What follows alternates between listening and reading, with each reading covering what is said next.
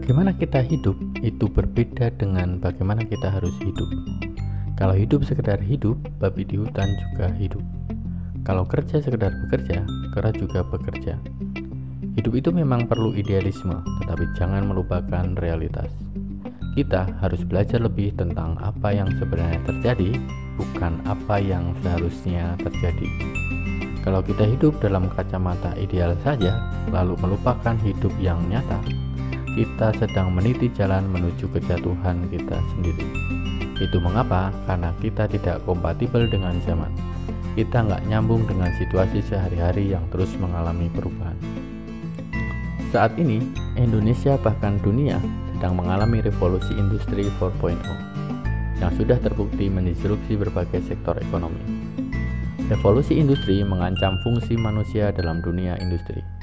Dalam perkembangannya, revolusi industri 4.0 akan menggerus keahlian seseorang yang tidak mau menyesuaikan diri dengan perubahan. Perubahan yang begitu cepat menuntut kita untuk selalu mengembangkan diri.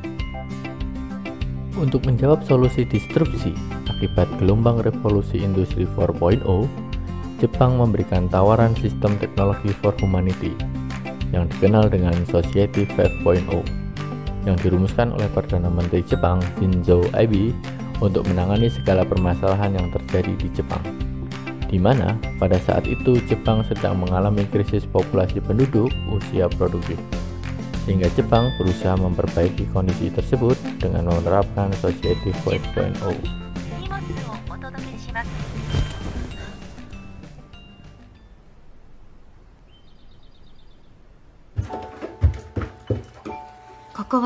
ちょっと未来の日本のとある町。時間ぴったり。IoT や AI 技術によって叶えられるソサエティ 5.0 の社会です。おはよう。朝ごはん何にしようかな。スムージーはいかがですか？いいね。そろそろお出かけの時間です。よっ。コロッケパンとミックスサンドいつものお店でお願い。注文しておきます。昨日から血圧が高いみたいですが。あら、そう？おばあちゃん行ってきます。いってらっしゃい。お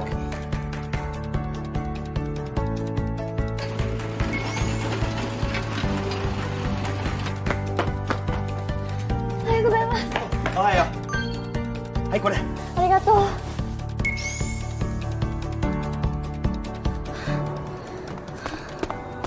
危ねえ、間に合った。先輩。ああ、お前も乗るとこ？はい。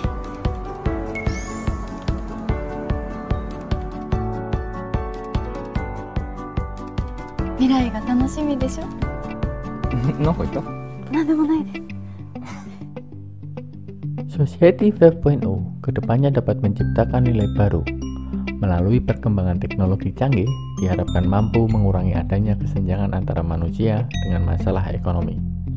Bukan menggantikan fungsi manusia, melainkan membantu segala aktivitas manusia menjadi lebih mudah, cepat, dan akurat. Berdasarkan hasil riset World Economic Forum tahun 2020, terdapat 10 kemampuan utama yang mengalami pergeseran dalam menghadapi era revolusi industri 4.0. Berikut adalah 10 kemampuan yang dibutuhkan dalam mengatasi revolusi industri 4.0. Yang pertama ialah complex problem solving. Merupakan kemampuan untuk berpikir jernih dan mendalam terhadap suatu masalah. Mampu melakukan identifikasi serta menyeleksi informasi terkait masalah. Lalu, menentukan opsi solusi dan mengevaluasinya, kemudian menindaklanjuti opsi sebagai solusi dalam mengatasi masalah. Yang kedua, critical thinking. Dalam hal ini, seseorang dituntut untuk berpikir kritis dan memberikan feedback dari sebuah masalah yang disertai alasan logis. Yang ketiga, creativity. Perubahan begitu cepat menuntut seseorang memiliki kemampuan untuk menemukan sesuatu yang unik dan original. Tidak harus benar-benar baru, namun bisa pula dengan mengembangkan apa yang sudah ada.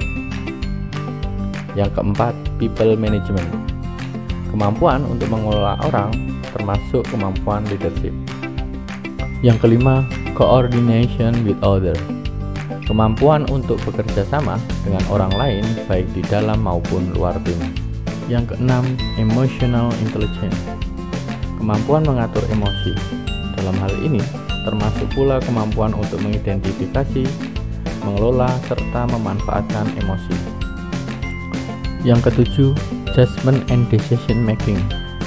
Kemampuan untuk mengambil keputusan dalam kondisi apapun, termasuk ketika sedang berada di bawah tekanan.